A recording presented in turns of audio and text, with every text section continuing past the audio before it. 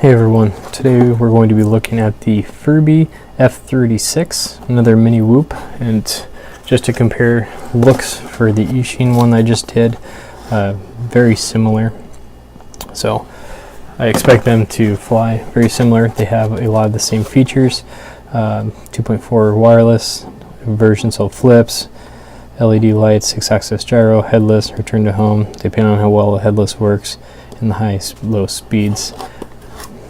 For them, they come in orange, and they offer like a teal green. And I got my son this color, and I went with the orange. So we'll go ahead and open it up and take a look what's inside. Packed in there pretty tight. So first thing on top, we have the quadcopter, and same style, just like all the rest of them. It does have a little bit bigger canopy than the Eachine one does, or Eachine, and nice protective prop. So I know I'm bouncing these off the walls and everything, it's going to hold up. Don't really need to worry about ruining that. No on-off switch, just plug in the battery and it turns on. Same size and milliamp that the Eachine one has. It's 3.7 volt, 150 milliamp, 20C. I'm not sure the C rating on the other one, but that's what this one is. Just fits in here nice and snug, and you can plug it in. I probably will, if you look at the plug, I don't know how well it's soldered in there, and trying to plug in and then pull the battery out, there's not a lot of clearance, and I don't want to end up pulling this out. So I probably will get some hot glue in there and make sure that connection's solid in there. I won't be modding this one since I modded the Eachine one for FPV. I'll leave this one alone. And just a quick look at them side by side, so you can see very similar. And so I'll at least have one that's just a nice little flyer around the house and not have to worry about battery drain from FPV. And so next, snug plastic in there. We have the transmitter, nice white, so right away notice that there's no bumpers like the Eachine one for different rates and to do flips. For them, we're going to be doing clicks on the throttles. They say this is trim, and I think this is supposed to be speed control. We'll look at the instructions quick. I think the speed's down here and stuff. The Eachine one was not very good, so we'll see how well their instructions actually show for what modes you have. And then flipping it over, they do include a screwdriver because you have to have a screw down to take the bay off, and it takes 3 AAA batteries. When I did it for my son on his controller, this little snap doesn't snap in very well, and so I didn't want the bay to fall off, so I did end up putting the screw back, which is unfortunate. Wish you didn't have to mess with that, but just something to be mindful of. If it's kind of loose, go ahead and keep that on so it doesn't fall open while you're trying to fly. Same type of charger. I believe it's a JST-PH, I think is the connector type. You just plug this into your computer, regular phone charger, USB slot, and charge it up. Probably going to take around 30 minutes, I would expect, and hopefully 5 minutes of flight time, but we will find that out. And then they do give you 4 extra props, which is great because you probably should never run out of these because of the little guard that's built into the frame. So that's nice. We'll take a quick look at the instruction manual. And like they said, so down here is the speed key with this little trim, and let's say the return to home is up here. The push to scroll, I don't know what the scroll, that's flips, push to flipping, I'm assuming. But again, we'll see how well that actually sticks to it. And that's about all there is to it. So we'll call this good, and we'll go and see how it flies. Okay, I did want to show everybody for binding it.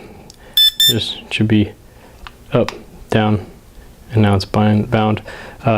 Down and bottom, I want to say right, yep, for the gyro. So go ahead and do that on a flat surface. Don't do it up in your hand. I'll redo it now. And like the Eachine 010, this is kind of touchy on the throttle, just so you can see, but it can take abuse. Those The frame really protects this quad, really nice, and the propellers or props. We'll go for flips, very tight flips. Right thumbsticks, press that in. Very fun because they're so tight. Here's we're in low, so this is full pitch back, full pitch forward, left, right and left. Sorry, the speed really gets me. Here's the yaw on low, and so we'll switch that into high, and it gets incredibly faster. It's really fun. And then same, here's forward, and here's back. Oh, let me turn that around. Here's forward, here's back, a little high, my bad.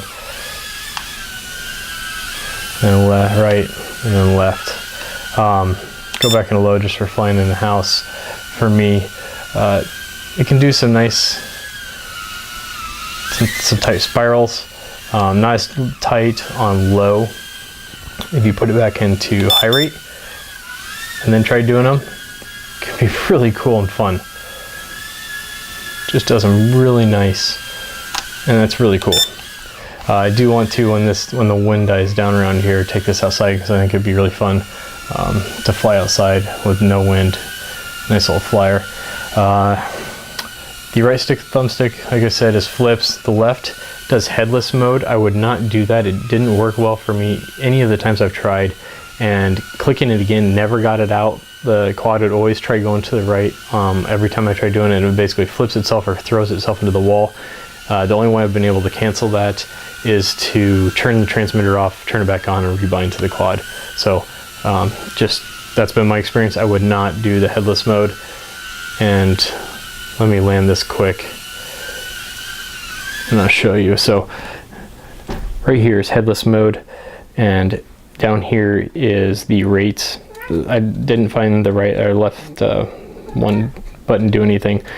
The reason I don't like that, when you're flying, if you do the rates here, it's easy to click this in and you can change rates, but and a lot of them have the rates being on one of the thumb pads.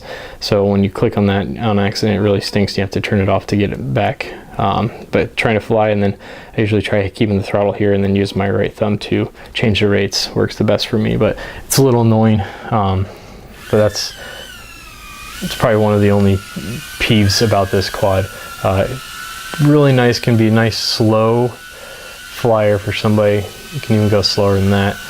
For just learning, wanting to go in the house, I think it's great for that. It can be obviously faster with the high rate, but the ability to just kind of go slow, and it's not as twitchy as all those nanos or micros. I like that a lot, and it lets, I would say for beginners, it's really nice because it lets you work on your turns and inside, where you're not going to be able to do it outside maybe as easy, or you're kind of scared for it blowing away and stuff like that.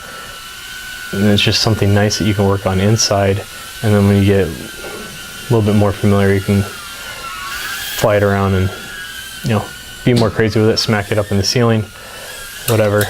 Losing my orientation. We're back. I got that stuck up against the wall and I couldn't get it to come back, and it kind of suctions to the wall, which is, it's pretty cool. I can't do it all the time though, like on purpose to show you, but it did stick up to the wall and kind of suction to it. But overall, real nice flyer. It does take about 30 minutes for the battery charge.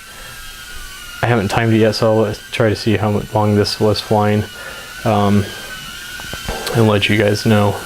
But overall, animals like it. I don't know if you can see the cat up here.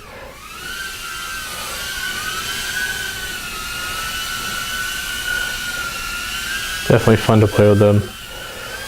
Let's see if we can get him to go down here.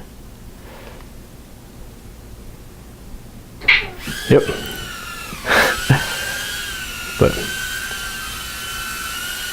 yeah, I would recommend having your kids and just anybody who wants to have a nice indoor flyer. I definitely would recommend this over one of those micros or nanos, and for the price, really can't be beat. I'd probably put this just above the Eachine 010.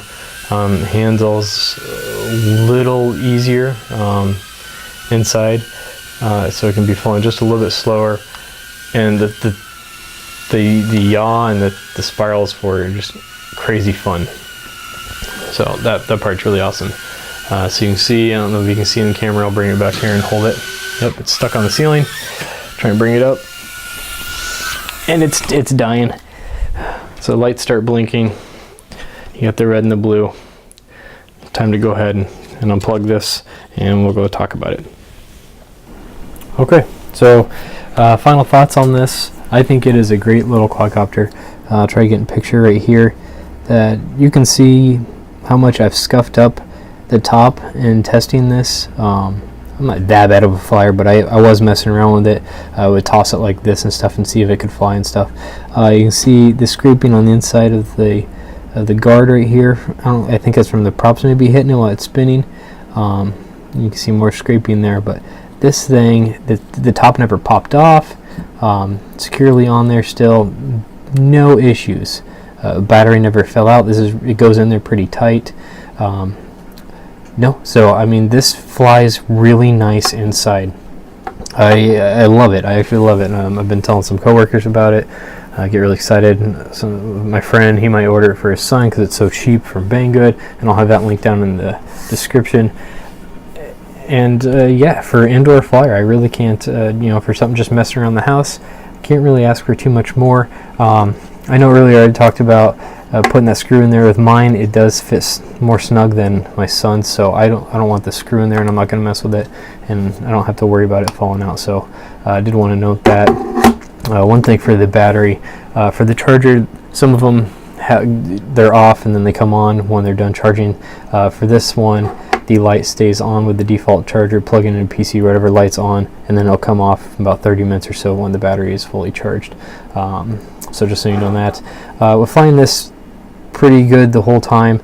You take the battery out, it does get a little bit warm, and the motors feel a little bit warm. They're not hot, but they're warm.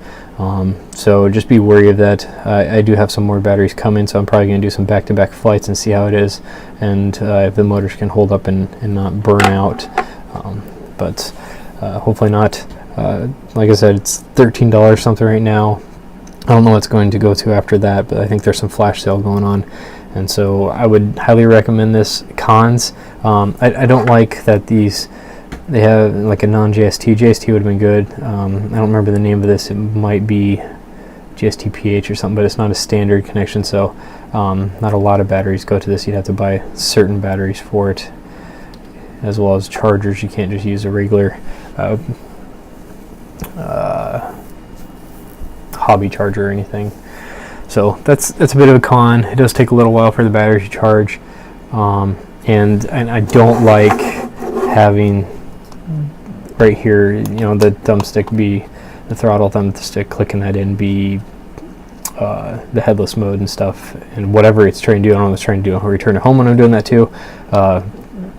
It's a little bit harder when trying to do fly and try to, like I said, put the rate down here, but oh well. Other than that, I mean, that's kind of annoying, but otherwise the positives out of this is far outweigh it. It's super durable. You have the extra props and stuff, so I see no issues of needing to do anything with it. I think it's going to be a fun flyer, and it should last a very long time as long as your battery. I would definitely order more batteries so you can at least do a couple back-to-back flights, because it's fun. I think you're going to find it really fun, and I hope you enjoy it. If you like this video and found it useful, go ahead and give it a thumbs up. Hopefully, as I get more quadcopters, I'll be releasing more. Thanks.